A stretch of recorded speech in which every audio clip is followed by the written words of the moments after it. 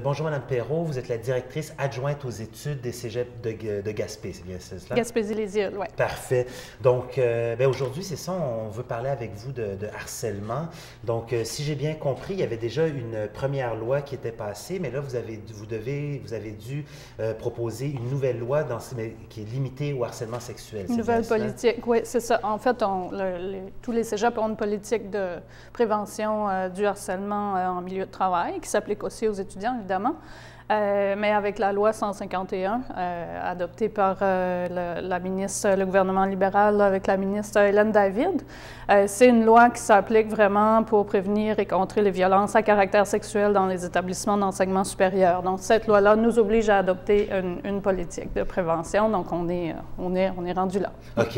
Et là, la première étape de la loi, parce qu'à partir du 1er janvier, tous les établissements devaient avoir donc la première version de cette loi-là. Et là, maintenant, il y a une nouvelle étape. Est-ce que cette étape-là est déjà en fonction en ce moment? Est-ce que c'est déjà en place? Bien non, c'est ça. Dans le fond, il y a certains, à peu près la moitié des établissements collégiaux qui l'ont adopté, d'autres qui sont en processus. Nous, on est en processus. Je reviens ici pour vous parler de la politique adoptée, mais c'est un processus de rédaction et de consultation qui est quand même assez laborieux. Puis, il faut respecter, dans le fond, nos instances décisionnelles, une commission des études, conseil d'administration qui doivent approuver ce document-là. Donc, présentement, on est assez avancé. La politique est rédigée, mais est en processus de consultation pour quelques jours encore.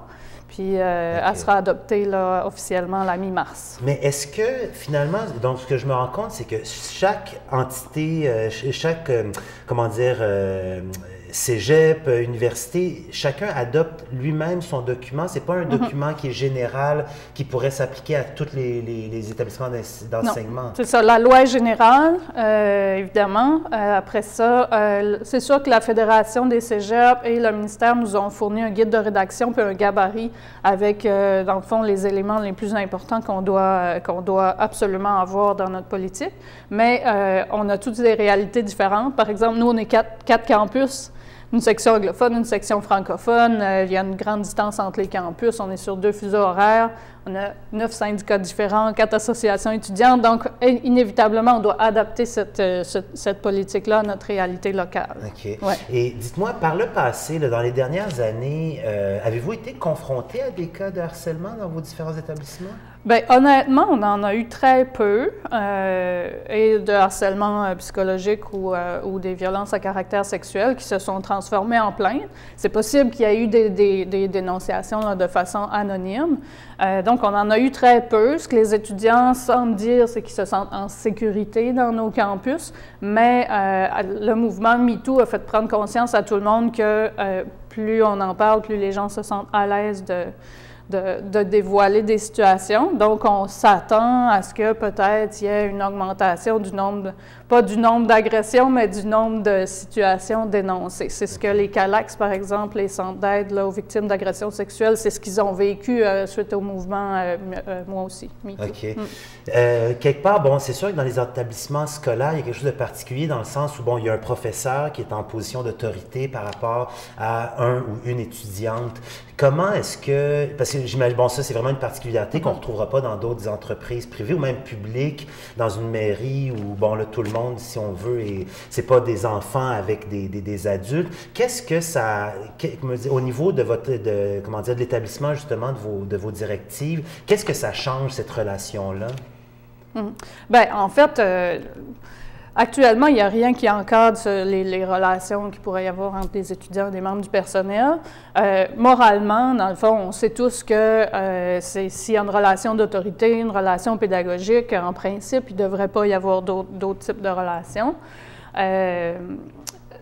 Là, la loi nous oblige d'encadrer ça, donc de dire on l'interdit ou on le tolère. C'est ça qui est un peu particulier. Ce qui est spécifique au cégep par rapport aux universités, c'est qu'on a quand même beaucoup de nos étudiants qui sont des mineurs. Donc, les situations sont traitées différemment si c'est un étudiant mineur ou un étudiant majeur.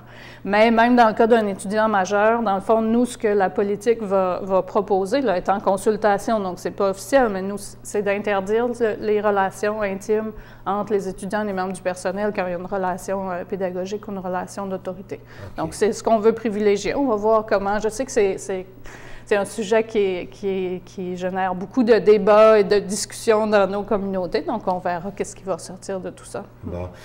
Par ailleurs, comment dire, malheureusement, ça arrive, ces situations déplorables-là. Un étudiant ou encore un enseignant qui fait une plainte. Pouvez-vous nous parler un petit peu du processus du traitement des plaintes, s'il vous plaît? Bien, c'est sûr que aux étudiants, on va leur offrir ce qu'on appelle le guichet unique. C'est prévu dans la loi. Donc, il faut que ça soit facilement identifiable où ils doivent se présenter s'ils vivent une situation, ou s'il y a quelqu'un qui a été témoin d'une situation ou qui se fait donner une confidence par rapport à une situation d'agression qui a été vécue. Donc, il faut qu'ils sachent où s'adresser. C'est la première étape. On a déjà des services psychosociaux, donc ça va être les mêmes ressources là, qui ont déjà reçu de la formation cette année là, pour faire les interventions les plus adéquates possibles.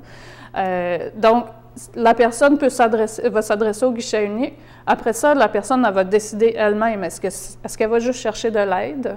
Est-ce qu'elle veut faire un dévoilement anonyme? Est-ce qu'elle veut faire une plainte de nature administrative? Est-ce qu'elle veut faire une plainte judiciaire, qui est un processus complètement différent? Donc, tu sais, il faut que toutes les options lui soient offertes, puis c'est vraiment la personne, la victime, qui va décider de la voie qu'elle choisit.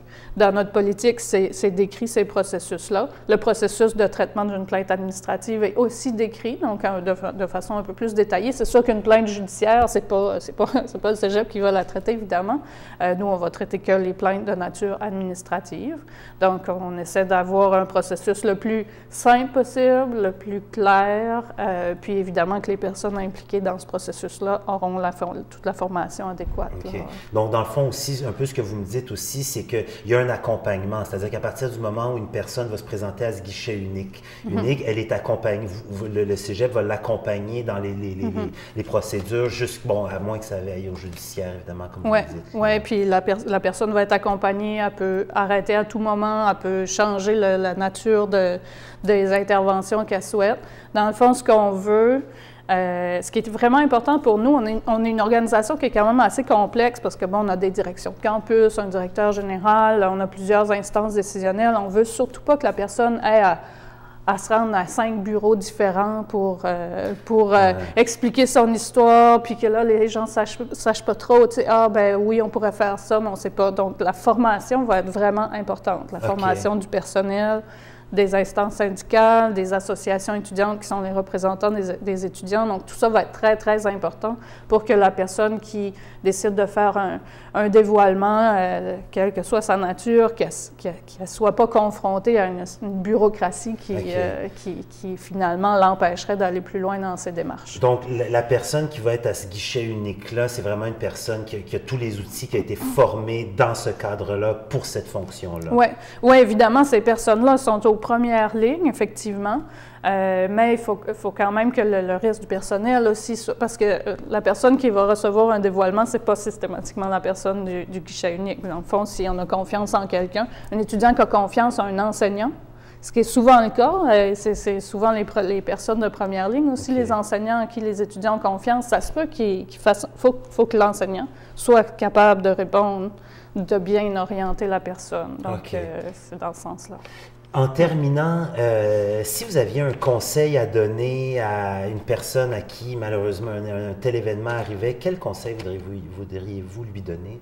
Bien, je veux dire, c'est d'en parler, parce que je pense qu'on a vu dans l'actualité ces derniers temps, c'est pas facile d'en parler, c'est pas quelque chose qu'on aime que tout le monde soit au courant, mais il faut en parler nécessairement parce qu'on sait que vivre avec ces situations-là sans en avoir parlé, ça peut avoir des conséquences à court, moyen et long terme. Donc, ce serait vraiment d'en parler. Puis, les cégeps, on est des milieux de vie pour les jeunes. Donc, il faut que les jeunes se sentent en confiance avec le personnel du cégep pour justement aller chercher l'aide dont ils ont besoin. Madame Perrault, je vous remercie d'avoir pris le temps de venir nous voir en studio. Ça m'a fait souhaite plaisir. Bonne chance avec vos directives. Merci. On souhaite que ça fonctionne bien. Parfait, merci. Voilà.